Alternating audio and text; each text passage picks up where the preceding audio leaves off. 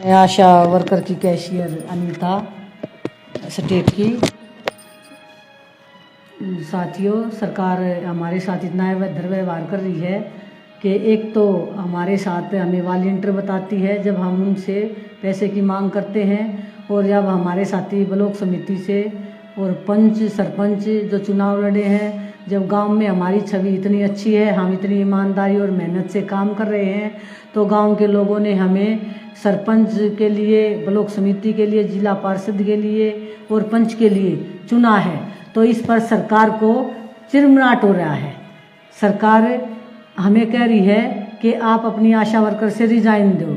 इसलिए हम सरकार से ये दरख्वास्त करते हैं कि गांव में हमारी छवि ऐसी है, तो जो आदमी 5 साल के लिए बनाया जाता है वो भी तो भत्ते ले रहा है, वो भी तो 1-1 लाख रुपये अपनी सैलरी ले रहा है।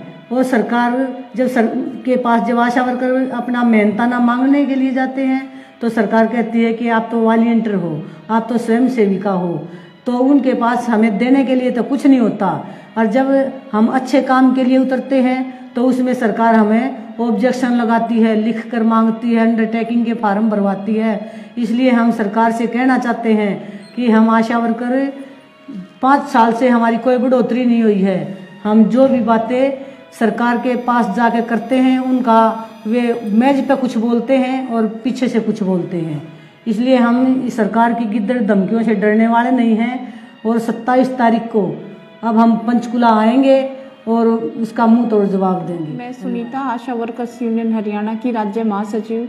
साथी अनीता ने बोलते हुए बताया कि एक तरफ सरकार हमें कह रही है हम स्वयंसेवी हैं, और दूसरी तरफ जो है आशा वर्कर्स पर पूरे देश में प्रतिबंध लगाए जाने की सरकार कोशिश कर रही है।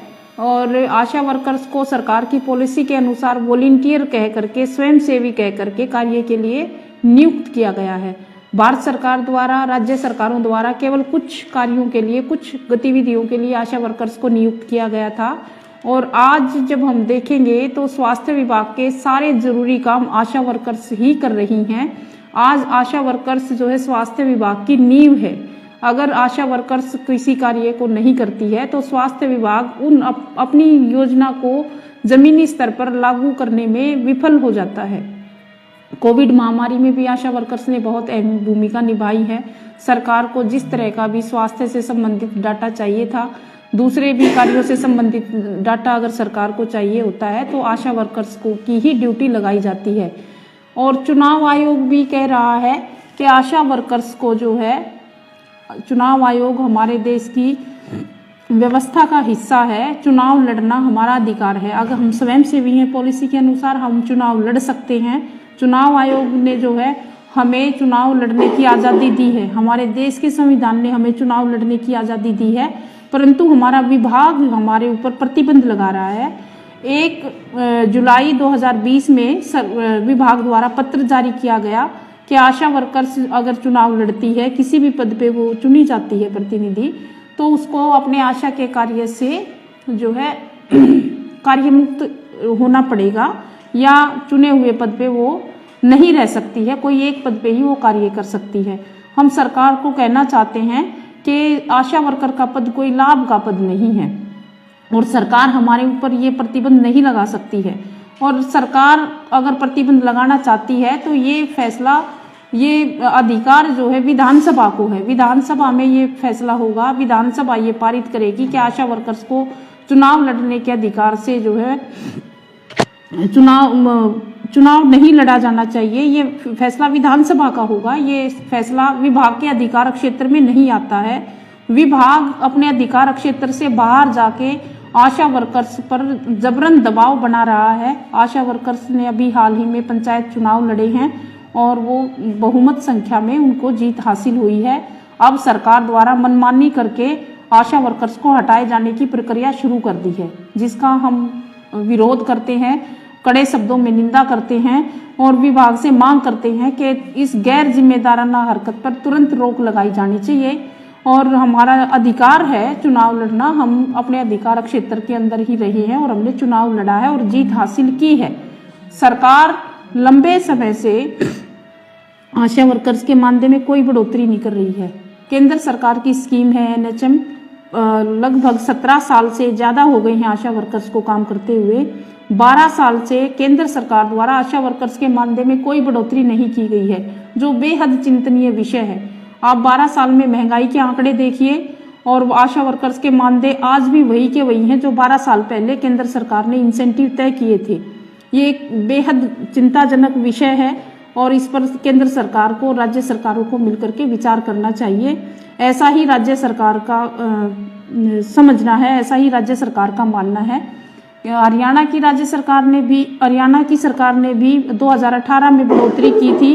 केवल मिनिमम बढ़ोतरी हम उसको कह सकते हैं। 5 साल से हरियाणा सरकार ने भी आशा वर्कर्स के मानदेय में कोई बढ़ोतरी नहीं की है, जबकि काम कई गुना आशा वर्कर्स के बढ़ा दिए गए हैं और आए दिन आशा वर्कर्स काम से कई किलोमीटर बाहर जाती हैं, अपने एरिया को छोड़ के उनको जाना पड़ता है, तो उनके अतिरिक्त किराए भी खर्च होते हैं। काम का बढ़ता जा रहा है, काम का बोझ बढ़ाया जा रहा है और आशा वर्कर्स को जो है उनका मानदेय जो ठीक नहीं मिल रहा है। दूसरी सबसे गंभीर चिंता की बात यह है कि एक तरफ सरकार दावा करती है कि आयुष्मान भारत स्कीम के तहत वो पूरे देश को बेहतर स्वास्थ्य सुविधाएं उपलब्ध करवाएगी, लेकिन देखिए आशा वर्कर्स स्वास्थ्य विभाग की नींव है, स्वास्थ्य विभाग में काम करती हैं और स्वास्थ्य विभाग आज तक 17 साल में ना केंद्र सरकार ना राज्य सरकार उनके हिस्सा ही नहीं है कि उनके इलाज की कोई सुविधा उनको सरकार मुहैया करवा सके, जो बेहद चिंतनीय विषय है। आज गंभीर रूप से आशा वर्कर्स बीमार हैं, उनके परिवार में समस्याएं हैं। कई आशा वर्कर्स ऐसी हैं जिनकी कैंसर जैसी बीमारी से डेथ हो गई है, उनको कोई मदद नहीं दी गई है। आशा वर्कर्स अपने कार्य के दौरान रोड एक्सीडेंट होते हैं और कई दुर्घटनाएं हुई हैं, उसकी मृत्यु हुई हैं या वो अपंग हो गई हैं। उन आशा वर्कर्स के लिए भी सरकार की कोई योजना नहीं है और अब सरकार आए दिन हमें काम बढ़ा करके हमसे काम लेना चाहती है और मानदेय में बढ़ोतरी नहीं करना चाहती है। और जब हम अपनी मांगों को लेकर के धरने प्रदर्शन करने की कॉल देते हैं तो हमारे जो हरियाणा के स्वास्थ्य मंत्री हैं वो तो सबसे आगे ही बढ़ के कार्य किया। उन्होंने 17 फरवरी 2022 को हमारे ऊपर अस्मा लगाई गई, हरियाणा सरकार ने आशा वर्कर्स पर अस्मा लगाई, जबकि अस्मा कर्मचारियों पर लगाई जाती है और वो भी काला कानून है, उसका इस्तेमाल नहीं किया जाना चाहिए। हम उस कानून का ही विरोध करते हैं और सरकार एक तरफ कहती है बेटी बचाओ बेटी पढ़ाओ, बेटियों की जिम्मेदारी है और हरियाणा में जो है बेटियों का बहुत सम्मान करती है हरियाणा की सरकार और केंद्र की सरकार। पूरे देश में, दुनिया में सरकार कहती है कि हम बेटियों का बहुत सम्मान करते हैं और देश में सबसे बड़ा जो कार्य है वो परियोजना वर्कर्स करती हैं, चाहे आशा की स्कीम हो, एनएचएम की स्कीम हो, चाहे मिड डे मील की स्कीम हो, चाहे आंगनवाड़ी की स्कीम हो। पूरे देश में लगभग 1 करोड़ महिलाएं इन स्कीम्स के अंदर काम करती हैं और इनका शोषण किया जा रहा है। मात्र इंसेंटिव देकर के केंद्र और राज्य सरकारें इनसे बेहद महत्वपूर्ण कार्य करवा रही हैं। हम सरकार से मांग करते हैं कि इस महत्वपूर्ण कार्य को सरकार इसकी गंभीरता को समझते हुए इन वर्कर्स को कम से कम पक्के कर्मचारी का दर्जा दे, ग्राम स्तर पर इनको कर्मचारी बनाया जाए और इनको तमाम सामाजिक सुविधाएं उपलब्ध करवाई जाएं। अगर सरकार हमारी समस्याओं का, हरियाणा की सरकार समाधान नहीं करती, स्वास्थ्य विभाग द्वारा किए गए आदेशों को वापस नहीं लिया जाता है, तो आने वाली 27 दिसंबर को विधानसभा स्तर के दूसरे दिन आशा वर्कर्स मिशन निदेशक के कार्यालय पर प्रदर्शन करेंगी। ये प्रदर्शन धरने करना हमारा कोई शौक नहीं है। विभाग और सरकार मिलकर के महिलाओं को लगातार परेशान करता रहता है, उनके मानदेय समय पे नहीं देते, मानदेय में कटौती की जाती है। जब अपनी मांगों को लेकर धरने प्रदर्शन करते हैं, अस्मा लगाते हैं, जब हम पंचायत चुनाव लड़ते हैं तो हमें नौकरी से कहते हैं हम सरकारी विभाग में क्षेत्र में काम करते हैं, हम चुनाव नहीं लड़ सकते, हमें जो है कार्य से हटाया जाता है। तो ये तमाम की जिम्मेदार सरकार और विभाग स्वयं है। आंदोलन के लिए हमें मजबूर किया जा रहा है और अब जब सरकार ये पहलकदमी कर रही है, सरकार जो है बेटियों को परेशान ही करना चाहती है, तो इस सरकार के इस चैलेंज को हम स्वीकार करते हैं और हम जो है आगामी आंदोलन के लिए बिल्कुल तैयार हैं और 27 दिसंबर को विधानसभा पर और मिशन निदेशक के कार्यालय पर हम प्रदर्शन करेंगे और मांगों का समाधान न होने तक आंदोलन जारी रहेगा। धन्यवाद।